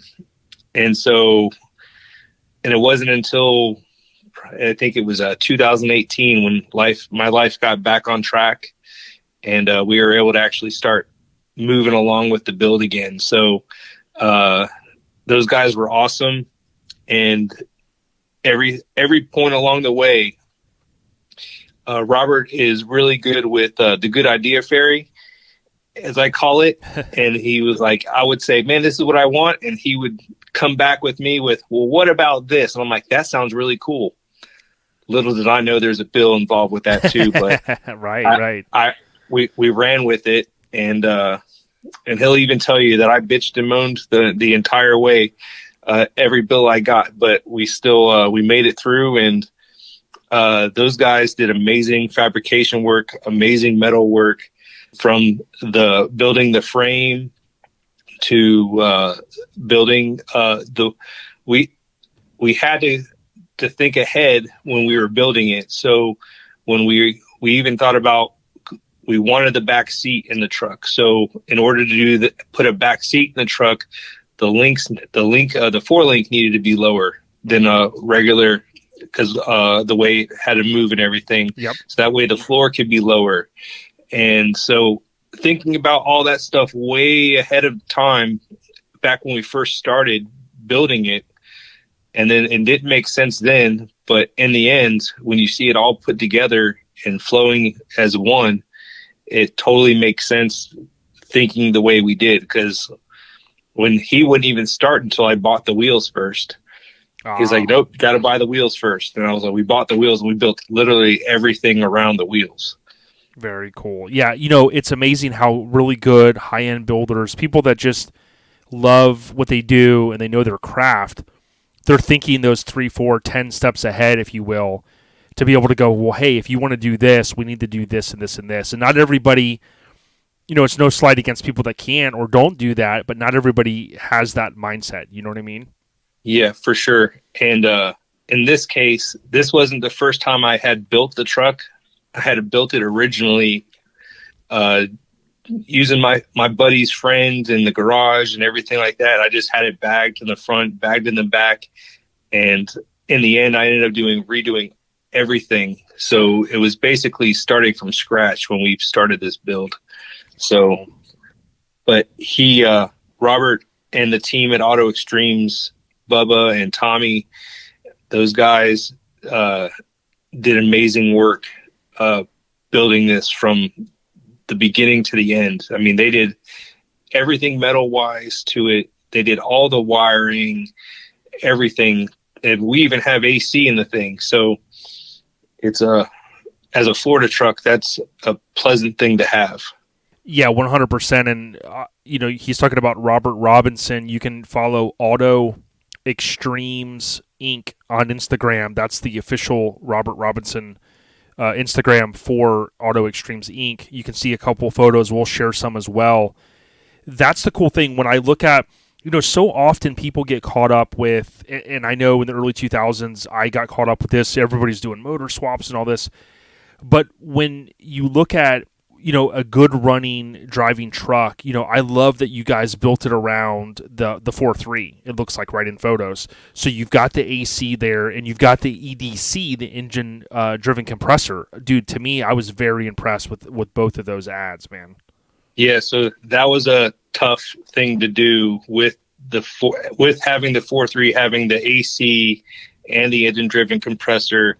We really tried to use it with the stock hood, but it was just too much stuff in the small space that we had.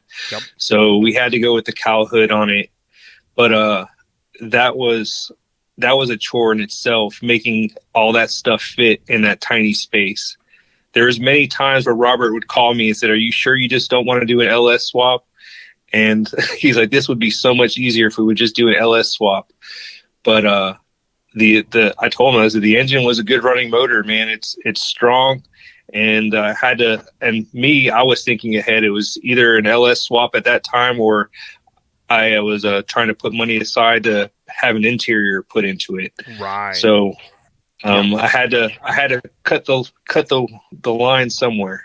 Yeah, absolutely. And as some guys, will come back and maybe you enjoy this thing for 5, 10, however many years. And then, you may decide down the road you want to change some stuff. But I think it is a testament to the commitment to go, you know what, I want to run this. Because like with my truck, I had a 4-cylinder that ran awesome. And I don't think that it was necessarily that the 4.3 didn't, but it was like we made so many changes at once. It was like, okay, all new wiring, all new this, all new that, rebuilt engine and all this. And sometimes when you go and you make that much change at once, I mean, not that they couldn't have easily put an LS in it. I get that. But I just love the commitment that you had to say, you know what, let's stick with this for whatever reason, right? You had those in your head, and it came out awesome. It did. It turned out really good. And I know some people are going to like, man, it looks ugly. It's a 4.3. I was like, but I still love it. The fact that it's all in there and everything that I did want out of it, I still got. So, and the tubs that they made for in there makes everything look good. It's nice and clean. It's not messy. And, it's not as pretty as the LS, but it does the job and it gets me what I wanted out of it. So, yeah, much respect on that. When you look underneath the truck, and again, we'll share some of these photos. You can look at Auto Extremes Inc. as well, Instagram. I love that Danny was there when I first had came by at Lone Star, and I talked to him briefly, and others had chimed in, and I knew this build was going to be kind of a high-end build. And when you look at, it's really high-end. I mean, you've got all these different bead-rolled panels and stuff, and everything looks like it's almost like bed-lined underneath there. I mean, what a clean undercarriage, man. Yeah, so underneath, we hid everything. Everything is either ran on top of the frame rails or within the frame rails from front to back. The only thing that really pops out is my fuel filter, so it's easy to get to. Mm-hmm. But everything else, if you look underneath, the only thing you see frame rail, you see the floor, and you see the exhaust running from front to back. Yep. Everything else is hidden away, so you don't have wires and fuel lines and all that stuff out in the middle of to see. So I really liked that idea, and like I said, Robert and Tommy and the guys there at Auto Extremes, they made it happen. They made sure there was enough space, and and they ran it front to back and made sure everything was clean. Like, and a lot of people who have actually been under the truck, and it's hard to get under there these days, they'll tell you that it's probably one of the cleanest undercarriage of an S10 Blazer or any mini truck that they've seen to this point. Yeah, there's no argument there, and I love how you guys also tied in the colors, right? So the bars, the underside of the gas tank at least, and things like that, and then also the rear calipers, right? Because you've got the rear discs on it for the brake system. I mean, you've got some nice touches there that kind of bring it all together from the underneath. Yeah, so we had the brake calipers, which are C5 Corvette brake calipers. We had the control arms up front, which were suicide door control arms that luckily I bought way back in the day. Mm-hmm. And the links, the fuel tank, the air tank, everything was powder coated the red to match the paint.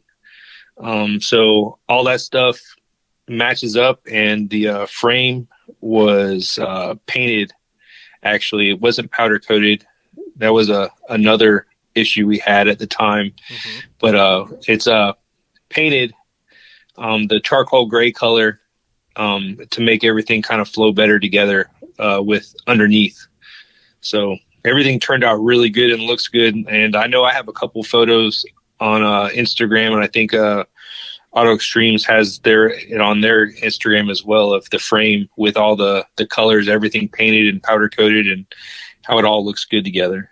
Yeah, and you posted in the past a Frame Friday, and like you see that rear wheel, like how wide it is, and you see all of before the body's put on, and you just see how it all is the best word I can use is executed, right? It's executed so well. Yeah, everything flows really well with the undercarriage.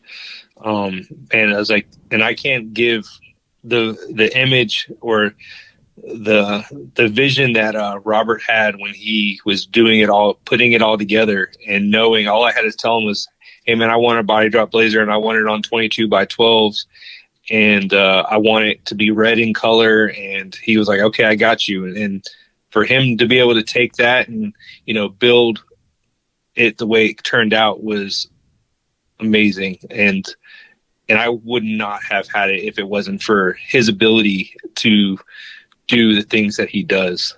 Yeah, for sure. We're talking with CJ Fayet. You can follow him. It's C_FAYET on Instagram. You can see some of these other photos and some of the build-up stuff. I love how you showcased what was in progress. I think that's something that a lot of us got away from, the scene did, because it's like, you want to come out and you want to make this big first impression, which you certainly did. But at the same time, you showcase the hard work, effort, and so on and so forth put into the truck up till that point, which, I appreciate you sharing that stuff. Yeah, I tried not to keep it a total secret, and the stuff that I did put out, that stuff, by the time I did put it out, had already happened like months prior. So where I was like, man, look at what we're doing here. Like the front bumper, for instance, there was a lot of work put into the front bumper of the Blazer. Mm-hmm. It started out what I thought was a Bob Grant bumper. We're not really sure if it was really a Bob Grant bumper, the way it was actually fitted in the end. But we shortened it. We brought it in. We made it fit the way we wanted it to fit. And then we also made it flow with the fenders on the front, because originally it didn't flow. It just kind of stopped, and then the fender started and there was no flow. It didn't merge together very well. So Robert was able to take it and, do his metal fabrication and make it all look like it was meant to be.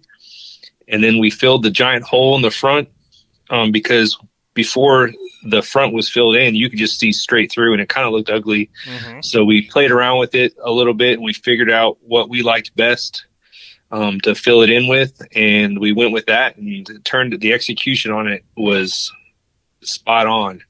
So like, I shared some things about the front bumper on there. I think I shared some stuff about the brakes and the transition we did from for the frame from the firewall, because we only did a firewall back on the frame. We did 3/4 frame. So we kept the stock engine cradle area and we transitioned to the new frame, and the transition work on there was, beautiful. Oh yeah. So I shared a little bit of that. I really didn't share the paint right away until later on, and probably in my Instagram there's a few different colors on there, playing around with some people, because everybody kept asking me, well, what color is it? What color is it? And I at the time, being friends with Mike Barsha, I did the SEMA gray thing at first, right? And then I think I played a couple other ones. One with graphics, one was green with money signs on it. Until finally I showed the real thing, and then nobody really believed me. So yeah, we had fun with it. Yeah, you did good. You were throwing. I love the little, Iggy's you were throwing out there, trying to fool some people. You definitely did.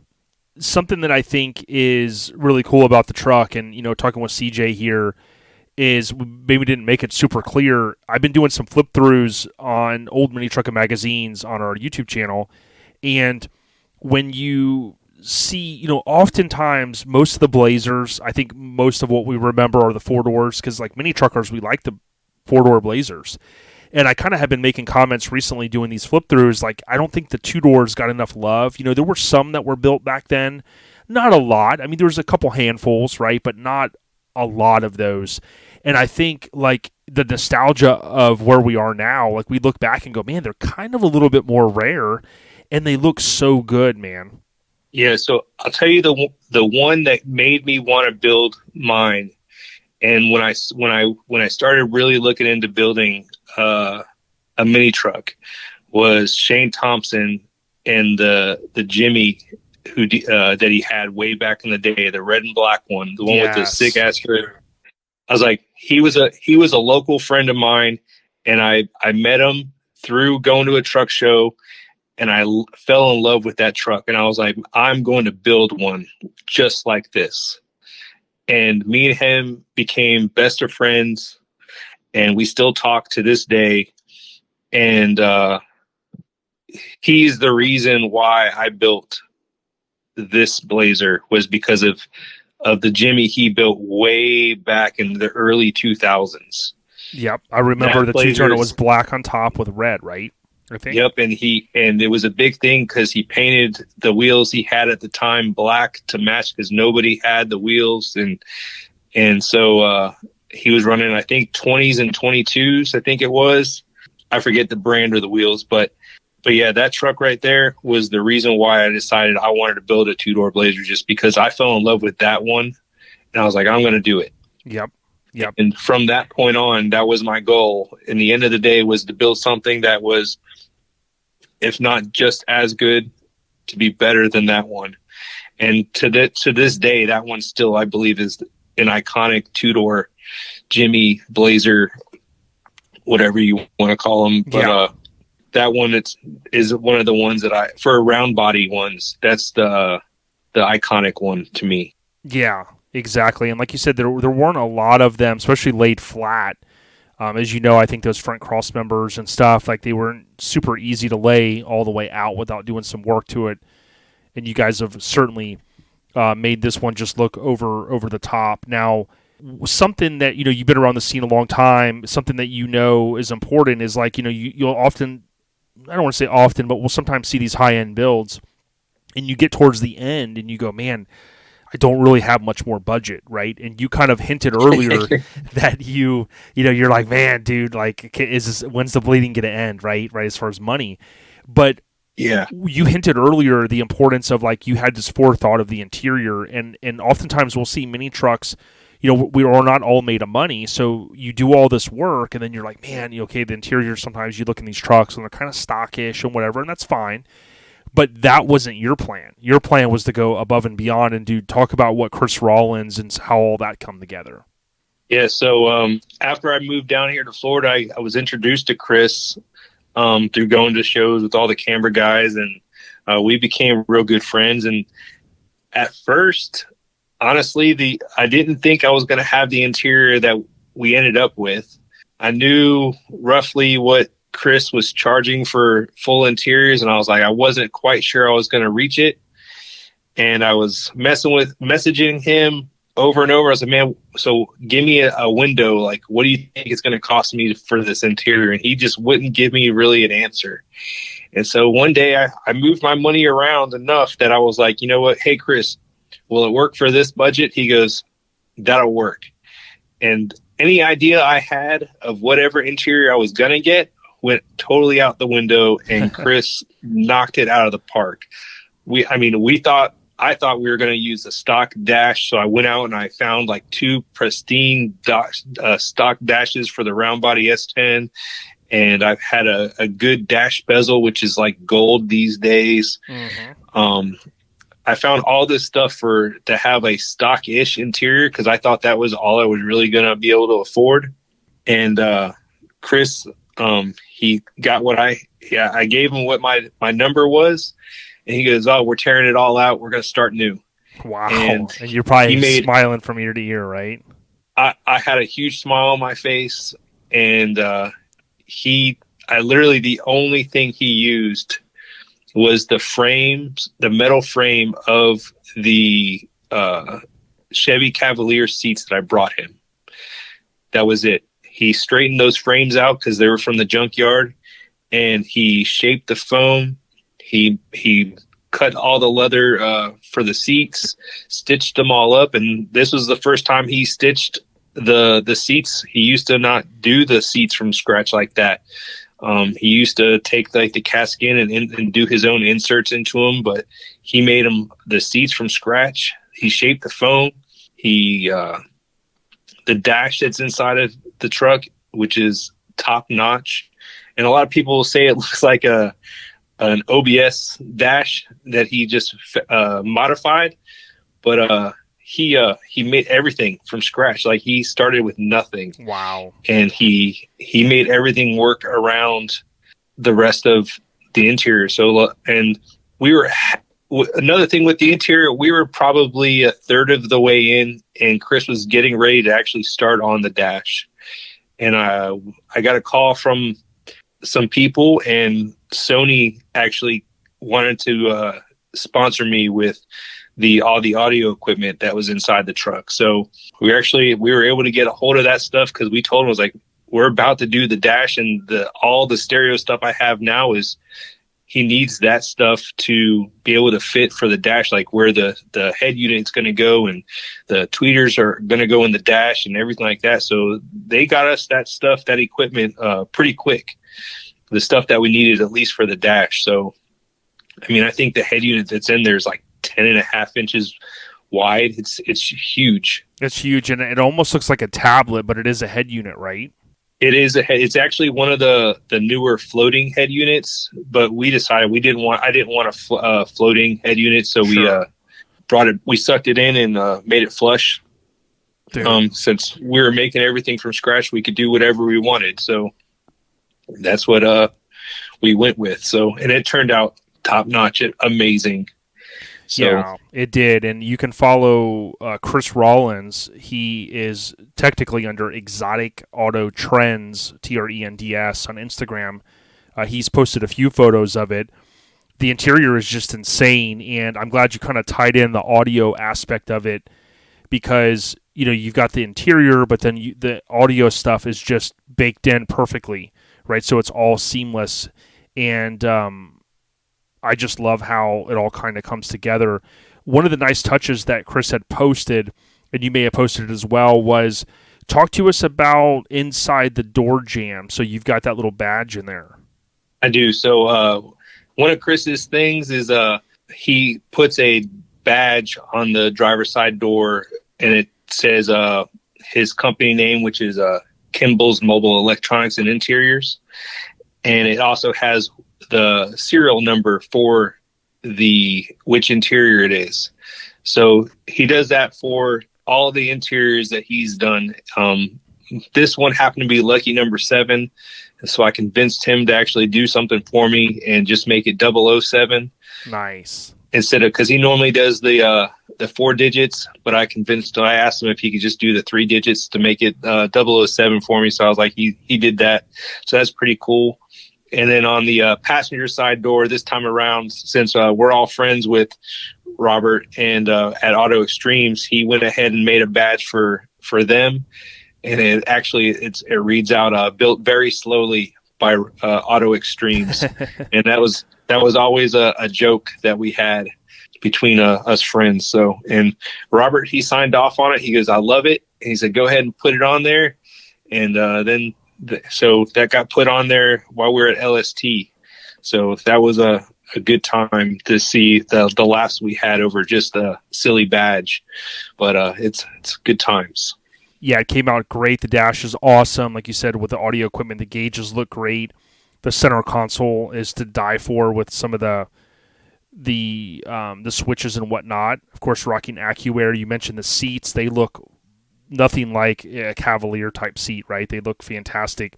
But another aspect that has grown in our scene over the course of time is the lighting. Talk to us a little bit about some of the LED lighting in it that showcases the audio equipment.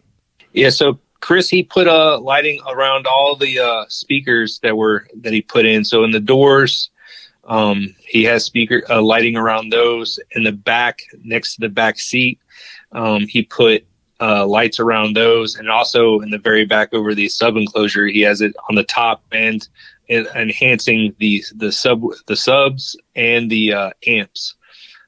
So he lights up really well when we turn those on.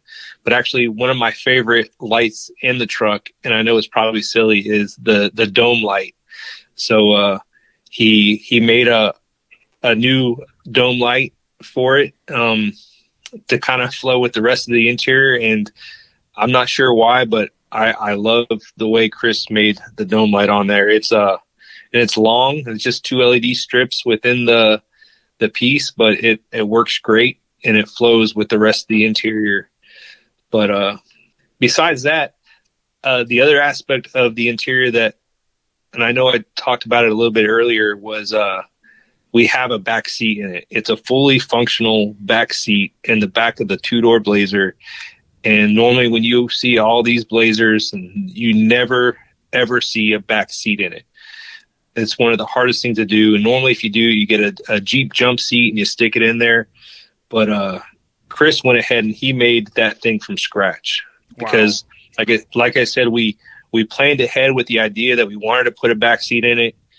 And when we built the floor at Auto Extremes, we built it with the intention of the back seat fitting in a certain spot. And Chris, he made that whole back seat by hand, all the foam and the ideas of how we were going to do it. And the idea behind it was actually like the old Camaros, how the drive shaft tunnel would run between the back seat. Mm-hmm. And so that's what we did. It was like on the bottom, it's a like the jump seats, and then, or not the jump seats, but the front seats, and then the back is like a bench seat. Yep, got it. With the drive shaft tunnel going right in between, and he covered that with leather, more leather and foam, but it flows really well and it fits in the space that we had. Now you can't fit a whole lot of people back there, but Danny, he did fit in the back seat when we went to go get judged. So because that was the first cruise we had, my wife got in the front seat, and then Danny jumped in the back, and we went to go get judged at LST, because that was literally, besides driving it on the trailer and off the trailer, that was the first chance we got to drive it. So amazing. That was fun. Yeah, dude, I tip my cap to you, man. It's just such an amazing truck. We'll share some photos of it. Speaking of Lone Star Throwdown, when you were there, I saw that you picked up not only a top 10 mini truck, but you also won the other award. Talk to us about that. Yeah, so I was actually surprised about this one. It was the Police Choice Award. So that was the first one I got called up for.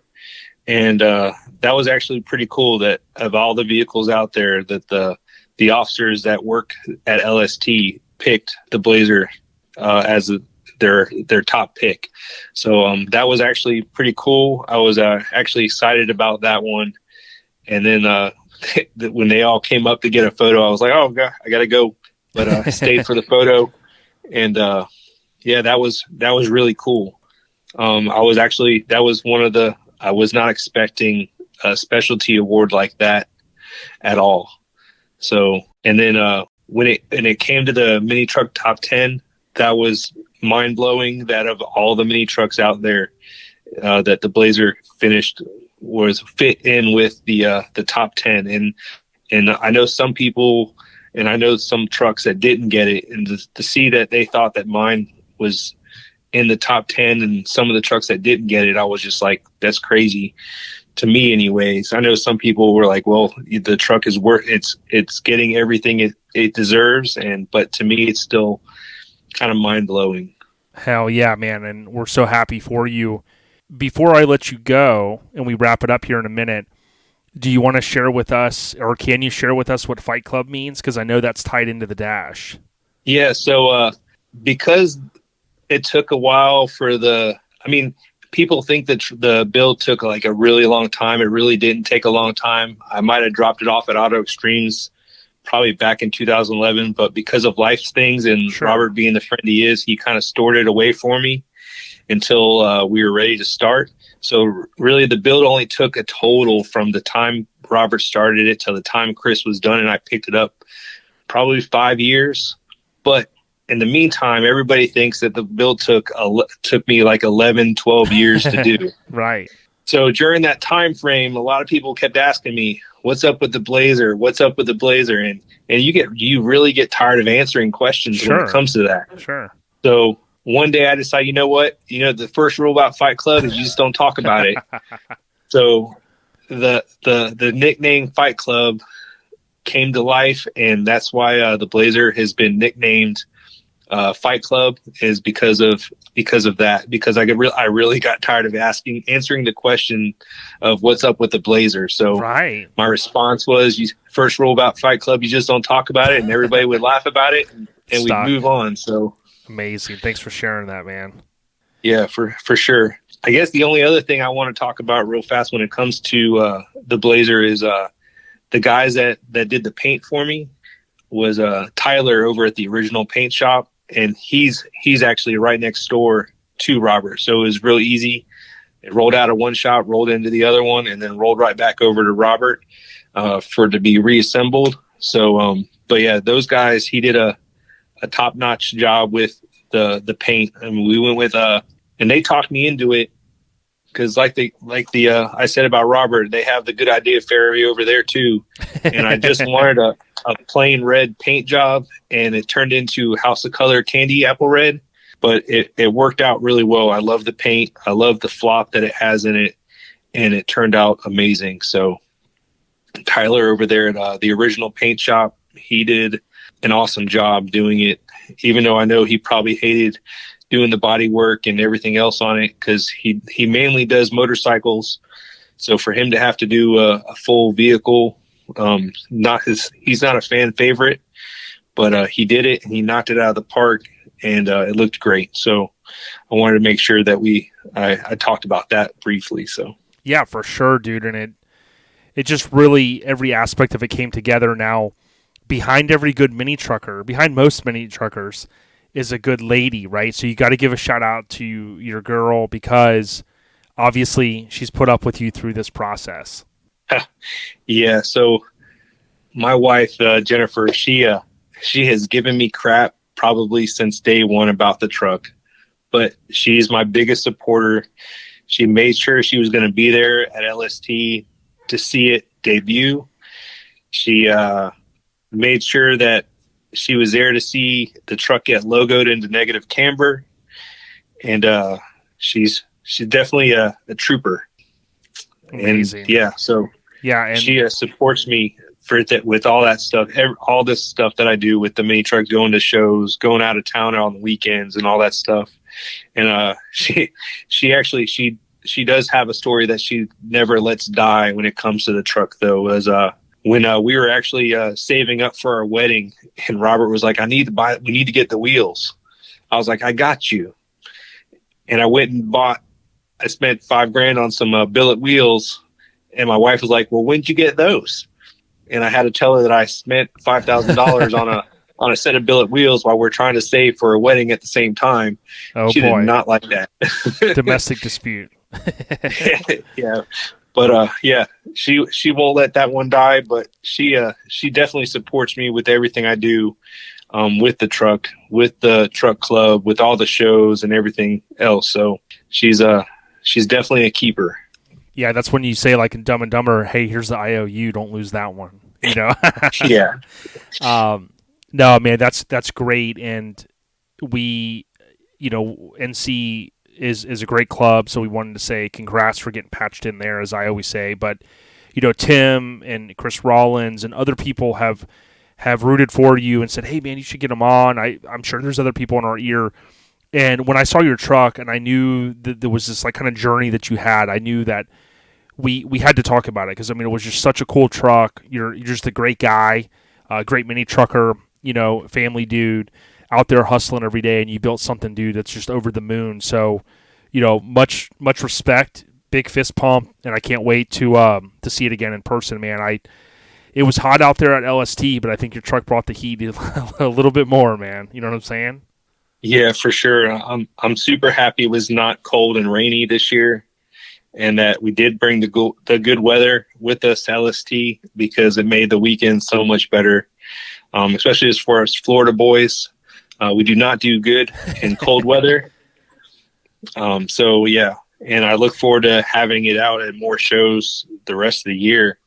Have a few lined up already, and then hope to add a few more along the way. So, yeah, you're a good dude, and for all the people that helped and some friends and contributors on that truck and the guys you talked about, congrats, because people may not realize it, but builds like this help push the scene forward. High end, really nice stuff. And you come out gunning for, just wanting to build your dream, and you don't realize sometimes until afterwards that you really kind of shot for the moon and you went over it. And you did great, and you built just a sick truck.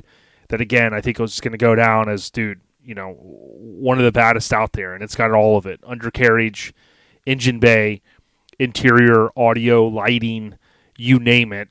You guys killed it, man. Yeah, we tried to make sure we touched on everything and put out the best vision that I could put out with the help of a lot of talented friends. And even along the way, even now that the build's done, I still have a lot of talented friends helping me with getting the truck ready for all the shows, between Mike Barsha, Danny Turnius, Brian Peralt, and all the rest of the NC guys down here in Florida. Everybody's pushing me to make sure I get it to shows, and getting it ready for other things that are going on for the truck that I won't say yet, I guess. Yeah, there's a lot of people are still in the mix even after it's built, and we're going to have fun with it. And I plan on driving it around. I drove it to work a couple times already, but now it's got to get put away so I can get it cleaned up for some stuff that's going on, and we'll push forward from there. So it's been fun so far, and I enjoy every bit of it. So like I said, I'm mind blown about the amount of attention it's gotten. We knew it was going to get some attention, but it's funny that my friends are like, "Oh, you're famous now." So I'm not famous; just people know the truck. So and it's only went to one show and one weekend. So yeah, I look forward to seeing what the rest of the year is going to bring. So, well, your humbleness comes through, and we appreciate you as a mini trucker. And we wish you all the success. We can't wait to see it, hopefully, fingers crossed, in the pages of Street Trucks magazine in 2023. And CJ, thank you so much for taking the time. Shout out to Negative Camber and all the people that helped you with this one. Congratulations. Thank you very much. Thanks for having me on, too.